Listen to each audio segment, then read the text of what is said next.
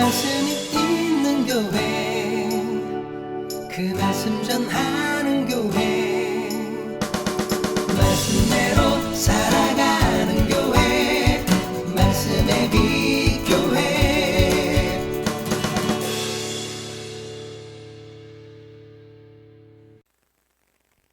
오늘은 좋은 밭의 역설이라는 제목으로 함께 말씀을 나누고자 합니다.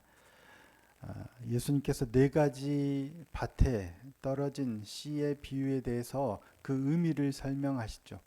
길가에 떨어진 씨앗, 돌밭에 떨어진 씨앗, 가시나무, 가시떨기에 떨어진 씨앗, 그리고 좋은 밭, 좋은 땅에 떨어진 씨앗이 어떤 의미인지에 대해서 말씀하세요. 많이 들어보셨죠? 돌밭에 떨어진 씨나 똑같이 좋은 씨앗인데 어떤 씨는 돌밭에 떨어지고 길가에 떨어지고 가시나무 떨기에 떨어지고 어떤 씨는 좋은 밭, 옥토에 떨어져서 30배, 60배, 100배의 결실을 맺는다. 이게 무슨 의미인지를 오늘 본문에서 설명을 하세요. 근데 이 설명을 들을 때 제자들이 어떤 생각이 들었을까 하는 거예요. 여러분은 예수님께서 이 비유를 설명하실 때 어떤 생각이 드시던가요? 우리는 자신도 모르게 속으로 이런 생각을 하지 않을까 싶어요. 나는 길가나 돌밭이나 가시나무, 가시떨기라기보다는 좋은 밭에 해당하지 않을까? 아니면 좋은 밭이었으면 좋겠다. 그렇게 생각 안 하셨어요? 나는 어디쯤일까를 계산하는 거예요. 길가는 나는 말씀을 듣고 있잖아. 말씀을 못 듣는 길가가 아니야. 돌밭은 나는 오래 믿고 말씀도 좀 알고 기도도 좀 하고 그러니까 돌밭은 아닐 거야. 세상 염려도 하고 유혹에도 넘어지긴 하지만 그래도 내가 가시떨기보다는 그래도 나는 이렇게 열매도 맺잖아. 그러니까 나는 확실하진 않지만 좋은 밭 쪽에 조금 가깝지 않을까 그러기를 기대하는 마음이 있죠. 아마 누구나 그럴 거예요. 우리는 이처럼 조용히 거의 무의식적으로 굳이 그렇게 생각을 안 하더라도 그냥 무의식적으로 나는 좋은 밭 쪽에 가깝지 않을까, 좀 더 정확하게 표현하면 나쁜 쪽은 아니지 않을까 하는 이런 생각을 나도 모르게 하는 것 같아요. 그런데 예수님께서는 이 비유에 대한 설명이 끝나자마자 말씀을 마치시자마자 또 다른 한 가지 비유를 말씀하세요. 그게 뭐예요? 가라지 비유죠. 오늘 본문에 나오는 두 번째 가라지 비유예요. 주인이 좋은 씨를 밭에다 뿌렸어요. 그런데 저녁에 원수가 와서 가라지를 덧뿌리고 갔어요. 그때는 몰랐죠. 시간이 지나면서 싹이 나고 자라다 보니까 종들이 보니까 분명히 이삭이 자라야 되는데 가라지들이 함께 나오는 거예요. 종들이 주인에게 가서 주인님 분명히 좋은 씨를 뿌리지 않았습니까? 그런데 가라지가 어디서 나는 거예요? 가서 우리가 당장 저 가라지들을 뽑기를 원하십니까? 라고 하자 주인이 뭐라고 하세요? 가만 두라. 추수 때까지 함께 자라게 하라. 가서 가라지를 당장 뽑아버리면 좋을 것 같은데 주인이 아니야. 가라지를 뽑다가 밀도 뽑을 수 있으니까 그냥 추수 때까지 함께 자라도록 두라 라고 하셔요. 이유가 뭐예요? 가라지와 밀이 함께 자라는 시간입니다. 이것은 심판이 없는 시간이 아니에요. 심판이 잠시 유예된 시간일 뿐입니다. 그러니까 최종 판결이 아직 나지 않았어요. 아직 결정되지 않은 시간이에요. 그러니까 가능성이 열려 있는 시간이란 말이에요. 이 말씀은 우리에게 위안이 되는 말씀이기도 하지만 엄중한 경고의 말씀이 되기도 해요. 위안이 되는 이유는 뭐예요?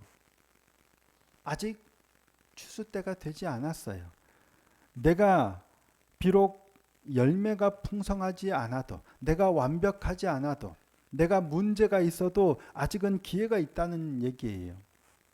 아직 끝나지 않았어요. 하나님은 성급하게 너 열매 없네 하고 우리를 뽑아내버리시지 않는다는 얘기예요. 우리의 삶 가운데 우리의 믿음의 길 가운데 아직 열매가 없고 아직 부족한 것 같고 완전하지 않아도 아직은 기회가 있다는 얘기예요. 반면 경고의 말씀, 엄중한 경고의 말씀인 건 뭐예요? 내가 열매가 없다면 아직 열매가 없는데 아직 뽑히지 않고 있다고 해서 안심할 수 있는 거는 아니란 얘기예요. 지금 당장 심판하시는 게 심판하지 않으신다고 해서 내가 좋은 밭이 보장되는 건 아니란 얘기죠. 근데 중요한 건 네 가지 땅에 떨어진 씨의 비유에 바로 이어서 이 가라지 씨의 비유를 말씀하고 있어요. 마태는 의도적으로 이걸 기록했겠죠. 또 예수께서 비유로 이 말씀을 하시는 거예요. 네 가지 땅에 길가, 돌밭, 가시나무, 좋은 땅 비유를 설명하시고 또 이어서 예수님께서 이 비유를 말씀하시는데 이 가라지 비유를 하시는 거예요. 이유가 뭘까요? 우리가 은근히 나도 모르게 무의식적으로 나는 좋은 밭일 거야 라는 착각 속에 살아갈 위험이 농후하기 때문이 아닐까 싶어요. 이 비유를 들을 때 나는 교회도 열심히 다니고 있지. 나는 헌금 생활도 잘하지. 나는 봉사도 잘하지. 나는 오래 교회를 다니지. 나는 직분도 있지. 나는 이러다 보니까 나도 모르게 나는 좋은 밭일 거라는 착각 속에 살아가고 있는 거예요. 더구나 아직 뽑히지 않았잖아요. 그러니까 그런 착각 가운데 살아갈 위험이 많은 거예요. 그래서 이런 비유를 드신 게 아닐까 싶어요. 그래서 우리 가운데 가장 위험한 말은 나는 아니죠. 이 질문이 아닐까 싶어요. 언제 하신 말씀, 언제 나온 말이에요. 예수님께서 제자들에게 너희 중에 하나가 나를 팔리라 라고 하시니까 제자들이 나는 아니죠. 나 아니죠. 라고 물어봤던 그 말이에요. 가라지는 스스로에게 내가 가라지입니까? 묻지 않아요. 돌밭은 자신의 얕음을 인식하지 못해요. 기쁨으로 받아서 내가 돌밭이라는 걸 인식하지 못해요. 가시떨기는 자신이 말씀을 맡고 있다는 사실을 인식하지 못해요.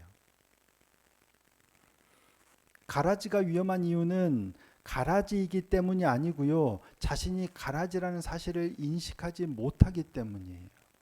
그래서 위험한 거예요. 우리가 완벽하지 않잖아요. 우리는 죄인이에요. 우리가 죄인이라는 것 자체가 문제가 아니에요. 내가 죄인이라는 사실을 인식하지 못하는 게 문제라는 거죠. 가라지는 오랫동안 신앙생활을 했어요. 상당히 좋은 쪽에 가까이 있잖아요. 길가도 아니고 돌밭도 아니고 상당히 좋은 밭에 가까워요. 그러니까 오랫동안 신앙생활을 했고 좋은 밭 쪽으로 스스로를 분류해 왔어요. 다만 세상 염려와 근심 때문에 그거에 가로막혀서 열매 맺지 못할 뿐이지. 꽤 괜찮은 사람이야. 나는 충분히 노력해. 나는 교회 오래 다녔어. 나는 저 사람들보다 낫다. 라는 생각에 자기가 가라지라는 생각을 못하는 거예요. 문제는 타인이 아니라 우리 자기의 확신이에요. 그래서 예수님께서는 오늘 우리에게 묻고 계시는 것 같아요. 너는 얼마나 좋은 열매를 맺고 있느냐. 아니면 일시적인 감동으로 끝나고 있느냐. 그래서 바울은 이렇게 말합니다. 두렵고 떨림으로 너희 구원을 이루라. 자, 빌립보서 2장 12절 말씀입니다. 함께 한번 읽어보실까요? 읽겠습니다. 시작. 그러므로 나의 사랑하는 자들아, 너희가 나 있을 때뿐 아니라 더욱 지금 나 없을 때에도 항상 복종하여 두렵고 떨림으로 너희 구원을 이루라. 두렵고 떨림으로 너희 구원을 이루라. 많은 사람들이 이 말씀을 오해합니다. 불안하게 살라는 말씀으로, 항상 의심하며 살라는 말씀으로 듣습니다. 아닙니다. 두렵고 떨림으로 너희 구원을 이루라 라는 말씀은 너희 확신 가운데 머물지 말란 얘기예요. 자기 확신에 취하지 말란 얘기예요. 나는 믿음이 좋아. 나는 좋은 밭이야. 나는 분명한 의인이야. 이런 착각 가운데 살지 말라니. 교만한 안전함을 경계하라라는 말씀이에요. 그래서 바울은 또 이렇게 말하죠. 고린도전서 10장 12절입니다. 선줄로 생각하는 자는 넘어질까 조심하라. 두렵고 떨림으로 너희 구원을 이루라. 선줄로 생각하는 자는 넘어질까 조심하라. 나는 괜찮아.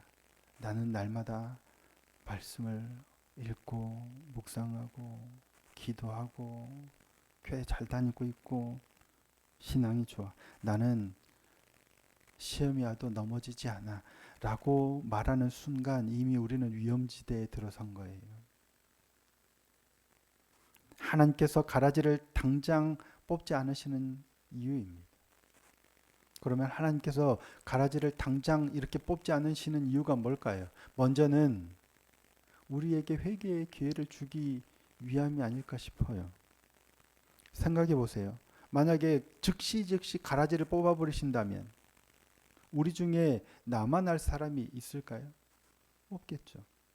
잘 신앙생활하다가 갑자기 실수하면 당장 뽑아버리면 우리 중에 살아남을 사람이 없어요. 그래서 하나님께서는 유예 기간을 두시는 거예요. 우리 중에 자기가 가라지가 아닐 거라고 확신할 수 있는 사람이 과연 몇 명이나 될까요? 나는 완전한 곡식이야. 완전한 밀이라고 자신할 수 있는 사람이 누가 있어요? 진실은 이거 같아요. 우리 중에 누구도 다 가라지인 것만은 아니에요. 누구도 다 좋은 밭인 것만은 아니에요. 가라지인 부분도 있고 좋은 곡식인 부분도 있고 내가 길가일 때도 있고 돌밭일 때도 있고 가시나무 떨기일 때도 있고 좋은 밭일 때도 있는 것 같아요. 이게 다 있어요. 누구는 너는 이런 게 아니라 우리 안에 이게 다 있는 거예요. 그래서 하나님이 기다리세요. 우리가 변화되기를 기다리시는 거예요. 우리가 깨닫기를 기다리시는 거예요. 기쁨으로 받았다가 금방 말랐다고 하나님은 당장에 뽑으시는 게 아니고요. 기다리세요. 깨닫기를 기다리시고 돌이키기를 기다리세요. 그래서 은혜겠죠. 당장 뽑지 않으시고 기다리시는 이유는 지금 안전하다, 안심하라 라고 주신 시간이 아니고요. 주님, 제 안에 가시가 있습니다. 제가 연약합니다. 돌이 있습니다. 가라지가 있습니다. 라고 고백하라고 주신 시간이 아닌가 싶습니다.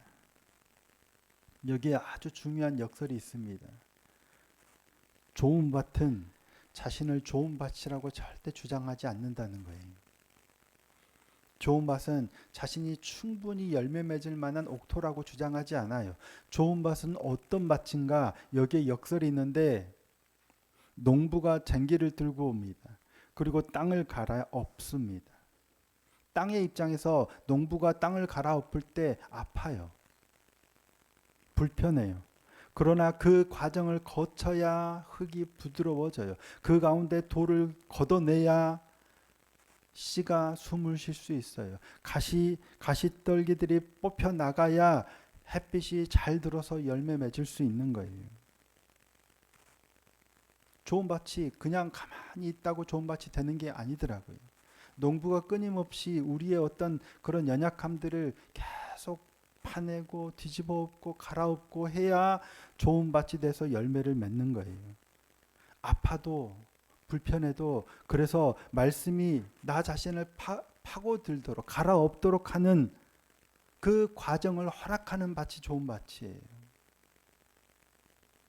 따라서 우리가 늘 드려야 하는 고백은 나는 아니지요. 나는 이게 아니고요. 나는 죄인입니다. 누가 드렸던 고백이에요? 누가복음 5장 8절입니다. 시몬 베드로가 이를 보고 예수의 무릎 아래에 엎드려 이르되 주여 나를 떠나소서 나는 죄인으로소이다 하니 예수님께서 배에 오르셔서 깊은 데서 가서 그물을 던지라.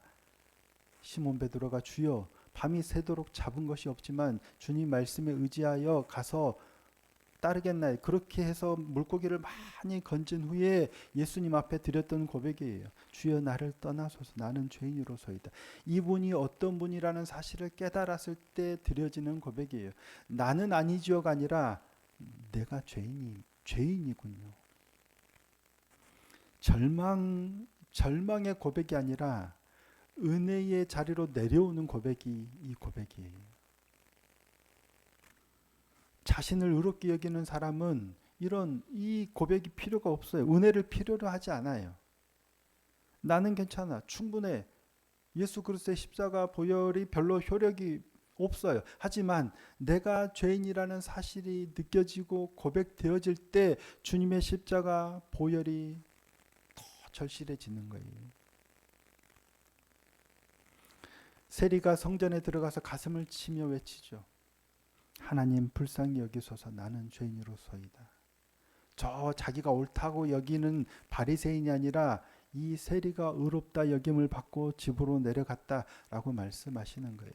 이게 두렵고 떨림으로 너희 구원을 이루라라는 말씀의 의미인 것 같아요. 하나님이 무서워서 숨는 마음이 아닙니다. 하나님이 함께하지 않으시면 한 걸음도 나갈 수 없습니다라는 고백입니다. 높은 곳을 갈 때 아이들이 엄마 아빠의 손을 잡고 가죠. 뭐가 무서워서 잡아요? 부모가 무서워서 손을 잡는 게 아니죠. 높은 곳이 무서워서 손을 잡는 거예요. 그 마음, 두렵고 떨리는 마음으로 구원을 이루라. 하나님의 손을 붙들고 가는 그 마음. 하나님 없이는 안 됩니다. 설 수 없습니다. 한 걸음도 갈 수 없습니다. 라는 고백이에요. 당신의 손을 놓으면 넘어집니다. 당신의 은혜가 아니면 저는 불완전합니다. 설 수 없습니다. 살 수 없습니다. 주님이 붙드시지 않으면 길가요, 돌밭이요, 가시떨기일 수밖에 없는 삶이 저입니다. 이 고백이 나는 죄인으로소이다 라는 고백이 아닌가 싶습니다. 이게 진짜 믿음이에요. 교회 열심히 다녀서 좋은 믿음이죠. 그럴 때 우리 안에 나 믿음 좋아 이런 것보다는 신앙이 깊어갈수록 벼가 익을수록 고개를 숙이듯이 주님 제가 죄인입니다. 자신의 강함을 믿는 게 아니라 하나님의 강함을 믿는 것. 자신의 의로움을 확신하는 게 아니라 하나님의 의로우심을 붙드는 것. 이것이 진정한 믿음의 길이 아닌가 싶습니다. 매일 말씀으로 갈아엎어지는 밭. 그렇게 좋은 밭이 되어서 30배, 60배, 100배의 결실을 맺는 우리 모두가 되었으면 좋겠습니다. 날마다 그렇게 말씀으로 우리의 심령이 갈아엎어지는 은혜가 있기를 예수님의 이름으로 축복합니다.